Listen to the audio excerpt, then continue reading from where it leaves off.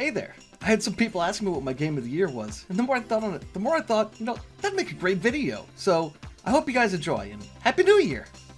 Number 10. Mouthwashing. Just knowing this game was made by Wrong Organ, I knew I was in for a treat. As someone who plays a lot of horror games, few things faze me anymore. But their previous game, How Fish is Made, genuinely unsettled me. Mouthwashing likewise didn't disappoint. The characters, story, visuals, and atmosphere are all top-notch. I found myself quickly attached to all the characters. With each creak of the ship, each snippet of dialogue you're treated to, the horrible reality of their situation and their actions starts to set in. Also, Jimmy's totally a brony. Number 9. Arctic Eggs. Much like the previous game on this list, Arctic Eggs has an absolutely phenomenal aesthetic. Out of all the games on this list, I'd say this is my absolute favorite in terms of just general vibe. Incredibly strange, silly, chill, and also a little sad.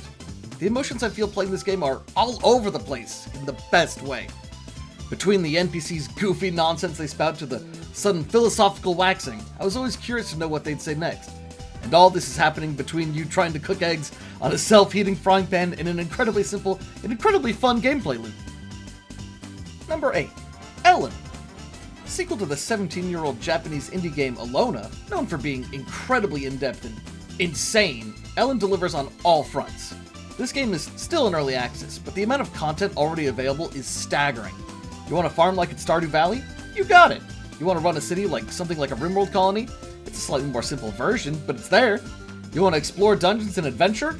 They're randomly generated, but endless. You want to become a bard traveling the land playing tunes? No problem.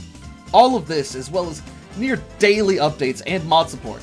I find myself launching this game with a plan to play for an hour, and then I blink and 6 hours have passed. Number 7. Cryptmaster. Quite easily the funniest game I've played in a while. Every time I typed a random word and the Cryptmaster actually responded to it, I had a big dumb smile on my face. While one of the most creative games I've played in a while, Cryptmaster might also be one of the most devious of them all. For you see, it's actually an edutainment game! This game will definitely help improve your typing skills, and maybe even help broaden your vocabulary, as well as train your brain with some brain teasers.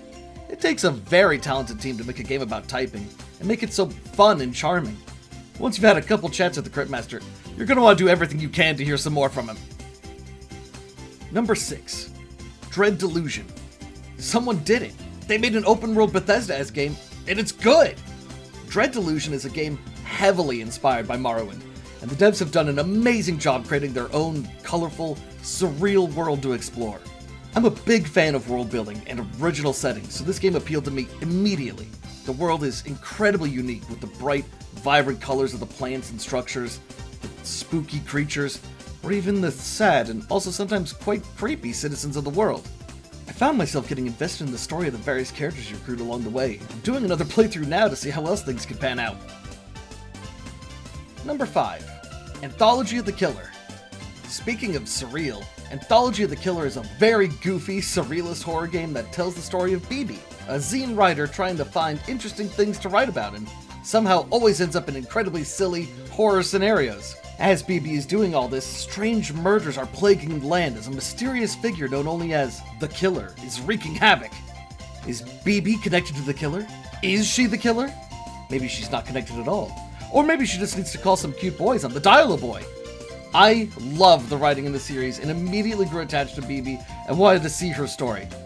Maybe it's cheating to have this on the list since the majority of the games in the anthology came out in previous years, but I don't care, so there! Number 4. Rivals of Aether 2. You think I just play artsy indie games? Nah, I also play any slop that has furries in it too.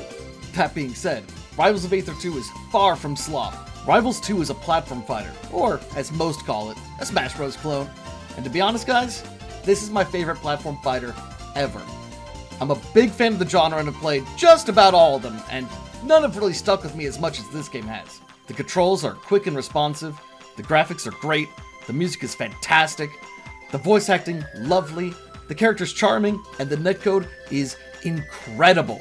I cannot stress how important good netcode is for games like this for me, and this game's netcode is magnifique!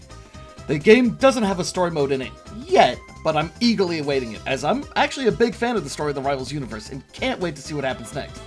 Oh, almost forgot to mention, every future character for this game will be free, so no worries about needing to buy tons of DLC characters. Number 3, Balatro. Balatro, the little indie darling that truly took the world by storm. A poker-themed roguelike sounds like such a simple idea, but the execution is what really made this game shine. It's a game anyone can, and everyone will get into. Simple to pick up, but enough of a skill ceiling to keep you trying to improve, combined with RNG that most of the time doesn't weigh too heavily on your run. I find myself coming back to Balatro nearly every day for a quick run or two before bed. If you're worried about not being able to get into Balatro because you don't know poker, no worries. The poker element is actually very minor. All you need to know are what poker hands are, and the game will explain that itself.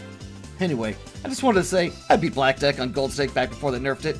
Yeah, I'm pretty sick. Number 2, Dragon's Dogma 2. Anyone who knows me will know how much I gushed about this game, but I imagine many people would be surprised to see this on this list. Dragon's Dogma 2 was my most anticipated game of the last decade.